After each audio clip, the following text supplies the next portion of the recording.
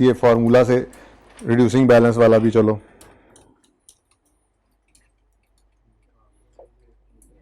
बल्कि एक काम करो, छोड़ो, करना तो कर लेना। वैसे लाइफ इज 5 years और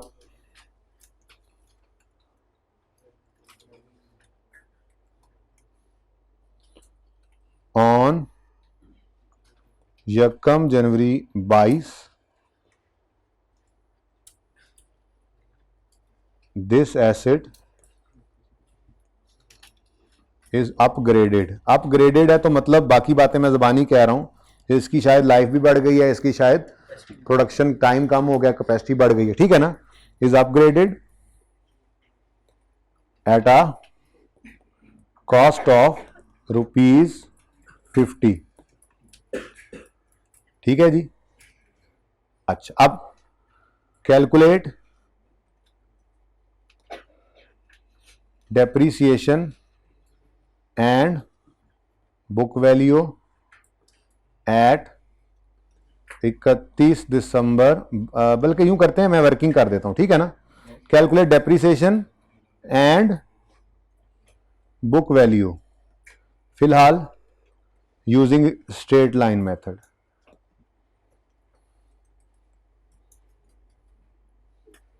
ये मैं रिकॉर्डिंग इसलिए अलग से बताई है कि सुबह वाली क्लास में बच्चों को इस पॉइंट में मसला आया, तभी फिर मैंने ये उनको भी दे देनी है, आपसे भी मैं पहले बात कर रहा हूं, ठीक है। मिसाल के तौर पे जी स्ट्रेट लाइन मेथड है। स्ट्रेट लाइन मेथड, यकम जनवरी 20 को हमने ये एसेट खरीदा था 100 रुपए का, ठीक है जी। 31 दिसंबर 20 डेप्रीसिएशन 100/5 कितनी जी? 20। उसके बाद बुक वैल्यू 80, फिर 31 दिसंबर 21 आया, डेप्रीसिएशन वही 20,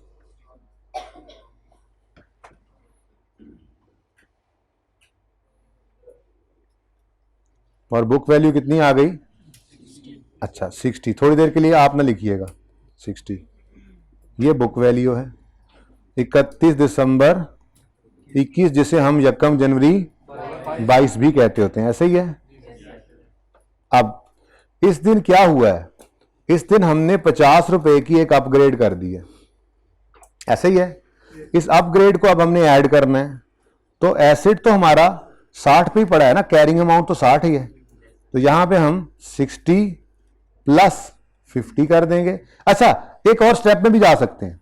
आप कहो जी ऐसे सर हमने 60 लिख लिया, अब हम कैसे इसको खत्म करें? ठीक है, कोई मसला नहीं, आप यहां पर बुक वैल्यू लिख लें, उसके बाद यूं लिखें अगले स्टेप में, यकम जनवरी 22 पर अपग्रेड, ये ज्यादा बेहतर है वैसे मेरे। अपग्रेड कितने से? 50 से। और अब ये एसेट कितने का हो गया? अब ये इसकी हो गई है रिवाइज्ड बुक वैल्यू। मैंने क्या बोला इसको? ठीक है। अच्छा, अब जब ये एसेट 31 दिसंबर 22 को डेप्रीशिएट होने लगेगा, तो चूंकि स्ट्रेट लाइन मेथड है, पहले हिस्से ने आज भी 100/5 से ही डेप्रीशिएट होना है। हाँ जी, स्ट्रेट लाइन मेथड में आप कभी रेट को बुक वैल्यू पे लगा सकते हैं। This is not a change in estimate.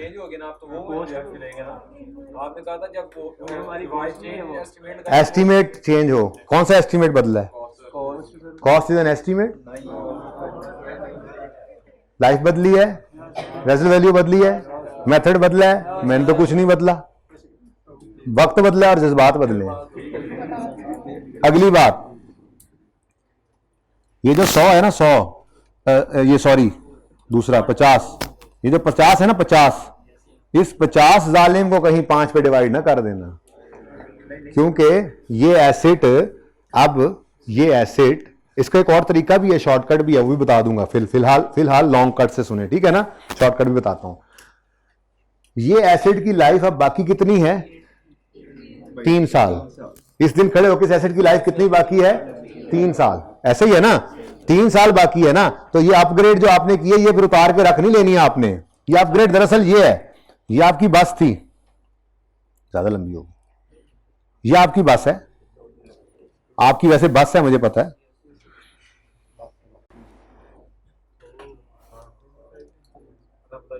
और आपने इसकी ये वाली, ओ सारी गया,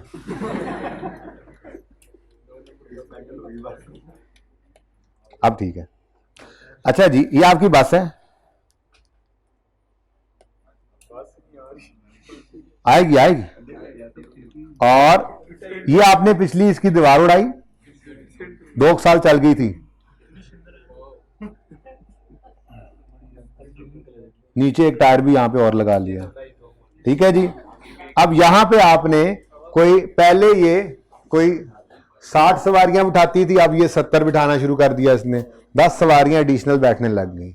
अब ये एक ऐसा खर्चा किया आपने जिससे इसकी प्रोडक्टिविटी बढ़ गई है, कैपेसिटी बढ़ गई है। कैपिटलाइज होगा, कैपिटलाइज होगा। कॉस्ट ही पता होती है, फायदा भी नजर आ रहा है। अब ये 2 साल चल चुकी थी बस, बाकी इसने कितने साल चलने हैं? 3 साल। तो इसका मतलब ये जो कॉस्ट आपने इनकर की है, ये फिर बाकी 3 साल के लिए ही है ना। अब तो 3 साल बाद ये बस जाएगी तो ये उतार के रख लोगे, ऐसा नहीं होता। ये अपग्रेड उसका हिस्सा है, उसका पार्ट है। इसलिए इस 50 को 3 से डिवाइड करना है, ठीक है। ये कॉन्सेप्ट देना था आपको, वरना इसका एक शॉर्टकट मौजूद है, ओके। लेकिन आप छोड़ें इसको, आप फिलहाल ऐसे ही चलाएं। जी बताएं जी। 37 हो गया ना।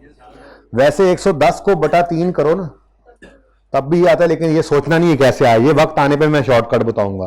फिलहाल छोड़ें, फिलहाल छोड़ें, ठीक है ना। फिलहाल क्या कह रहा हूं मैं? नहीं, मतलब फिलहाल ये कह रहा हूं कि इस तरह से जवाब निकालें, लेकिन एक बार करके जरूर देख लें। 110 बटा 3, लेकिन वो सोचना नहीं ये कैसे आया है, क्योंकि अगर अभी ये बात करोगे ना तो स्ट्रेट लाइन रिड्यूसिंग बैलेंस अभी नए नए हैं, मैं उनको जरा पक्का रखना चाह रहा हूं। शॉर्टकट का वक्त आएगा, मैं खुद बताऊंगा पास पेपर के अंदर जाके, ओके, जहां जरूरी होगा वो। अच्छा जी, अब बुक वैल्यू कितनी आ गई? 73। अच्छा जी, अब यही मैं अज्यूम करता हूं रिड्यूसिंग बैलेंस मेथड से सवाल होता, और लेट से रिड्यूसिंग बैलेंस का रेट होता है ना, उसका रेट निकाल लो। अब लेट से क्या, 1 - 5 रूट, रेजिडुअल वैल्यू को 1 अज्यूम करना, बचपन में पढ़ा हुआ है आपने। फॉर्मूला लगाओ, 1 - 5, रेजिडुअल वैल्यू 1 अज्यूम करो, क्योंकि वरना ये फॉर्मूला रेट नहीं देगा। डिवाइड बाय कॉस्ट कितनी है? 100 × 100 इज इक्वल टू 60%। बट ठीक है, राउंड कर लो। अब इधर देखो भाई, जब ये रिड्यूसिंग बैलेंस मेथड से सवाल करना है तो फिर जिंदगी आसान है। सर आपने ये बोला नहीं था रेट को 2 डेसिमल तक लिखना है? लिख लो यार, मैं तो एक चीज समझा रहा हूं, वो चीज मैं वहां समझा चुका हूं, ये तो छोटी सी बात है बस। अब सुनो, 1 जनवरी 20 पर कॉस्ट है 100, 31 दिसंबर 20 पर डेप्रीसिएशन रेट 100 पर लगा 60%। आप डेसिमल यूज कर लेना, 60। बुक वैल्यू फिर जी 31 दिसंबर 21 आया, डेप्रीसिएशन 40 का 60%, 24 और 16 मेरे ख्याल में। अब इधर देखो, ये 31 दिसंबर 21 की बुक वैल्यू है, इससे अगले दिन अपग्रेड हो गया, कितना आया? 50 टोटल हो गया। ये बुक वैल्यू रिवाइज हो गई, लिख ले यार, ठीक है। अब इस रिवाइज बुक वैल्यू को आपने डेप्रीशिएट करना है जब 31 दिसंबर 22 पे, अज्यूमिंग रेट वही है। तो अब देखो, चुप करके 66 पकड़ो और 60% पे रेट लगा दो। उसकी वजह क्या है? जो पुराना हिस्सा था उसको भी 60% ही लगाना था, बुक वैल्यू पे ही लगाना था, कॉस्ट पे नहीं लगाना था ना। और नया है तो वैसे ही इसी के ऊपर ही आना है। तो ये दोनों ही ऐड होके 66 जो बने, इन दोनों पे ही रेट लगना था। मतलब इसमें मैंने अलग किया, शॉर्टकट यहां भी है, लेकिन इसलिए तो कह रहा हूं, जरा फर्क करवाना चाह रहा था, इसलिए जो शॉर्टकट की तरफ जा नहीं रहा। यहां पे मैं क्या बताया, स्ट्रेट लाइन है तो ओरिजिनल हिस्से को कॉस्ट पे ही रेट लगाना पड़ता है हमें, और नए हिस्से को रिमेनिंग लाइफ के ऊपर। ठीक है ना, नई की कॉस्ट, लेकिन यहां पर आसानी हो जाती है। ठीक है, नहीं नहीं, बस फिर अब आगे यही चलता रहेगा। 3 साल 37 37 37 सिफर। बेटा नहीं ना बढ़ाई, लाइफ बढ़ जाती तो फिर करते, जो बढ़ाया वो देख लो अब जी। बोलो 40 और 20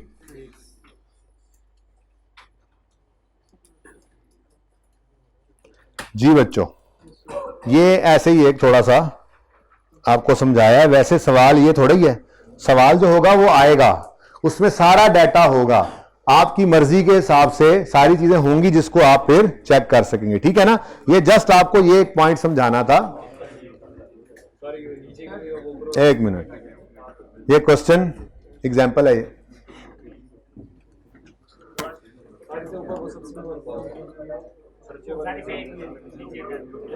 यार सब चुप कर जाएं, 250 बच्चा बैठा है, बाहर बोलेगा, सबकी ख्वाहिशात 2 मिनट में पूरी हो जानी, जरा सब्र कर दो।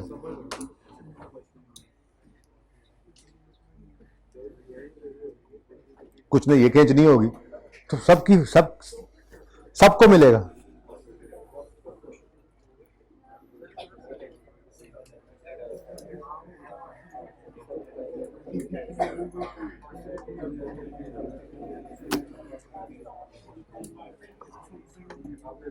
और जी आखिरी बात यह देखें, सब्सिक्वेंट एक्सपेंडिचर ऐसा भी हो सकता है, सब्सिक्वेंट एक्सपेंडिचर हो for replacement of a major part, replacement of a major part.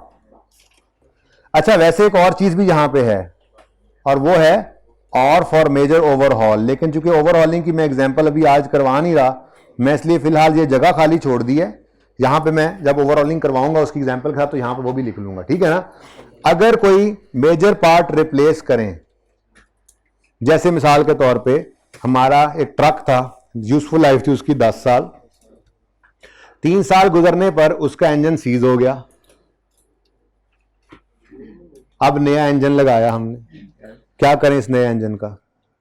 Standard कहता है इसको एडिशन के तौर पे रिकॉर्ड करो, लेकिन एट द सेम टाइम पुराने इंजन का डिस्पोजल भी रिकॉर्ड कर लो, ये शर्त है। अब आप फिर कहोगे, अब शुरू हो जाएंगे सवाल, सर तो इंजन की कॉस्ट पता होगी? भाई सवाल होगा उसमें, पता होगी तो तभी करोगे ना। सवाल सर अभी उसूल पढ़ाया है, सवाल में ये सब कुछ गिवन होता है। ठीक है, वो अलग से बताएगा, ट्रक 100 रुपए का था, बीच में से 40 रुपए का जो है वो इंजन था, लाइफ उस दोनों की 10-10 साल ही थी। ठीक है, सही है ना, फिर नए की कॉस्ट आएगी तो सब कुछ होगा आपके पास अवेलेबल। ये ना कहा करो अच्छा ये होगा, तो वो सब सवाल में होता है। फिलहाल कॉन्सेप्ट क्या है, अगर आपने कोई मेजर पार्ट रिप्लेस किया है तो स्टैंडर्ड कहता है उसको एज एन एडिशन रिकॉर्ड कर लो, लेकिन शर्त क्या है, पुराने पार्ट को डिस्पोजल के तौर पे रिकॉर्ड करो। ऐसे ही ओवरऑलिंग की कॉस्ट कभी उसूल है, लेकिन उसको रहने दो, बदहजमी हो जाएगी। भाई सही सो रहा है अब्दुल्ला, ये लो अब इसकी तस्वीर बना लो, सब्सिक्वेंट एक्सपेंडिचर।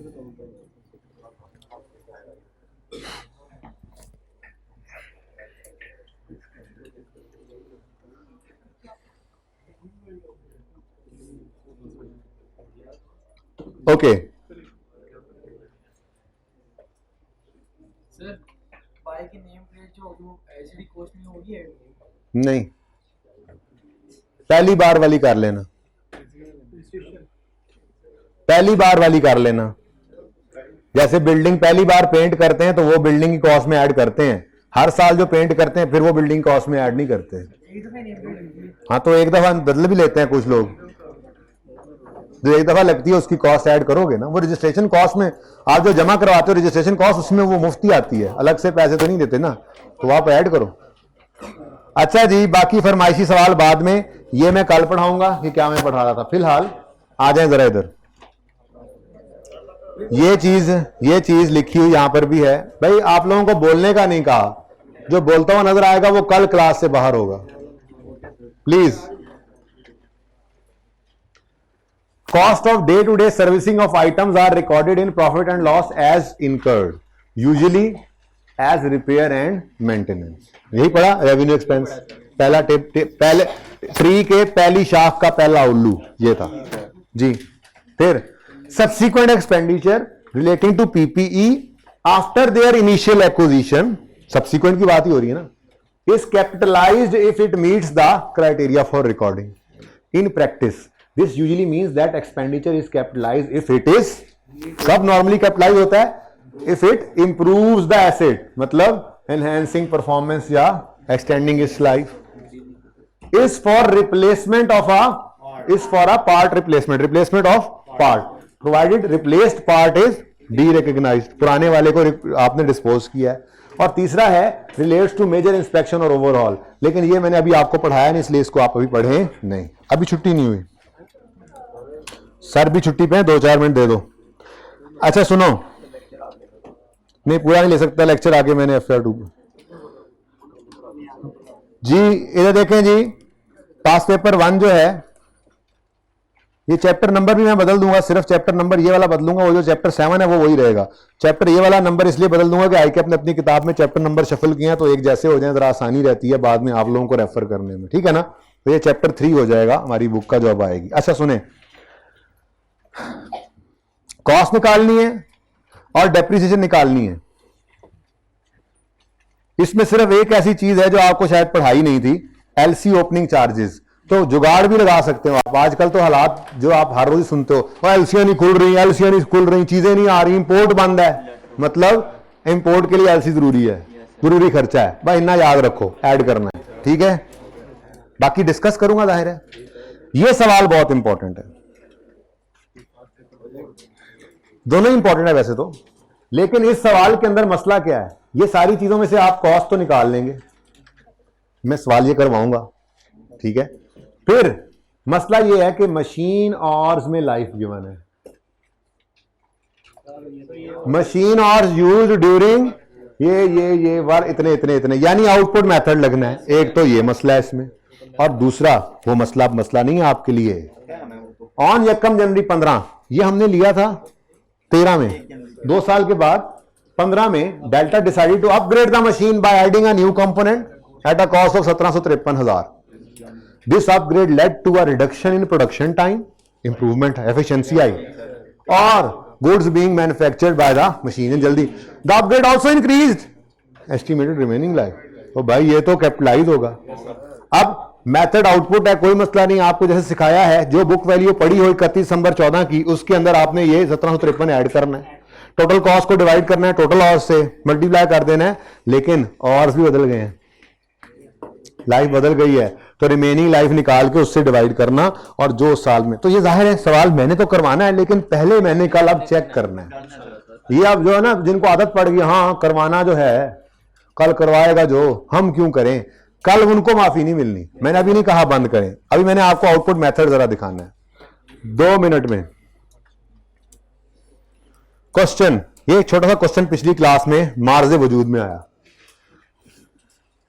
देखो सॉल्यूशन भी हुआ पड़ा है, बस ऐसे ही, बस 2 मिनट का काम है। मैंने ये कहा उन बच्चों को कि कोई ऐसे बच्चे मतलब सामने आए जिन्होंने इंट्रो नहीं पढ़ी हुई, शायद कोई एक आधा था भी, तो मैंने कहा था तुमसे पूछूंगा तो तुम्हें आता है या नहीं आता, बाकी सब तो कहते हैं ना हम इंट्रो में पढ़ के आए हैं, ठीक है। ये इतना सिंपल है कि ये बाहर गुजरते हुए बंदे को भी 2-4 बातें समझा के पूछो तो वो भी बता लेगा, ठीक है। हमने एक एसेट खरीदा 100 रुपए का, रेजल वैल्यू 20 रुपए है, लाइफ यूनिट्स में गिवन है 50, यानी ये एसेट अपनी पूरी जिंदगी में 50 यूनिट्स बना सकता है। जैसे कहा जाता है ये एसेट 10 साल चलता है, ऐसे कहा जा रहा है ये एसेट 50 यूनिट चलता है बनाने की, ठीक है। अब ईयर 20, 21, 22 में 10, 25, 15 ये प्रोडक्शन थी एक्चुअल, रिक्वायर्ड है calculate depreciation expense using output method, मैंने लिखा नहीं आगे। देखो क्या हर साल फायदा बराबर है?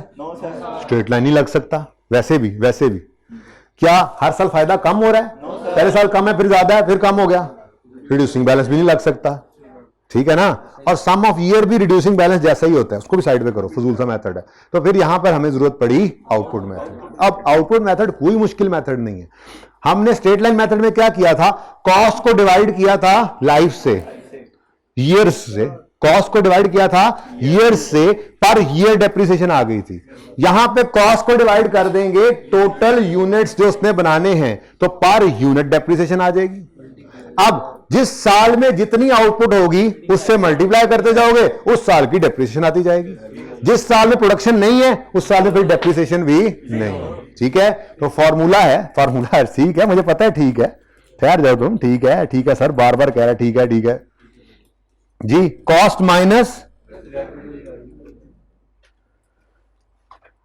माइनस रेजिडुअल वैल्यू, वाहिद एक ही मेथड है, वो है रिड्यूसिंग बैलेंस मेथड, जिसमें डेप्रिसिएशन निकालते हुए रेजिडुअल वैल्यू को माइनस नहीं करना। वरना बाकी तीनों मेथड्स में रेजिडुअल वैल्यू गिवन हो तो कॉस्ट माइनस रेजिडुअल वैल्यू लाजमी करना है। Divided by total expected output multiplied by, ये जो एक्सपेक्टेशन है total life, multiplied by output in relevant year. लो ठीक है यार, जिसको मसला निकल जाए बोले मत, प्यार की जबान समझती ही नहीं हूं। Cost minus residual value divided by 50, ये आ गया पर यूनिट डेप्रिसिएशन। अब पहले साल में 10 यूनिट बने, मुझे पता है आप लोगों को आता है, इंटरनल पढ़ा हुआ, लेकिन मेरी तसल्ली तो तभी होगी जब मैं खुद कम से कम एक सवाल आपके सामने रखूंगा। जी बोले 16। बुक वैल्यू है, उसके बाद अगले साल डेप्शन आई, वही 100 माइनस 20 डिवाइड बाय 50 तो करना पड़ेगा, या पर यूनिट डेप्शन निकाल के वो फिगर ही लिख सकते थे, यहां पर दोनों हो सकते हैं काम, इंटू 25 40 44 लास्ट ईयर 50 इंटू आखिरी साल में 15 यूनिट ने बनाए इंटू 15 24 और बाकी बच गया वही। तो ये मेथड यूज करना है आपने इस डेल्टा वाले सवाल में। ये दोनों सवाल होमवर्क में करके आइएगा। कल रिवीजन शुरू तो करनी है, इसलिए हो सकता है इनमें से एक सवाल डिस्कस करूं, एक ना करूं, दोनों करूं, ये फिर कल की कल देखेंगे। आज के लिए इतना ही, जिंदगी रही तो कल होगी मुलाकात। अल्लाह हाफिज, अस्सलाम वालेकुम।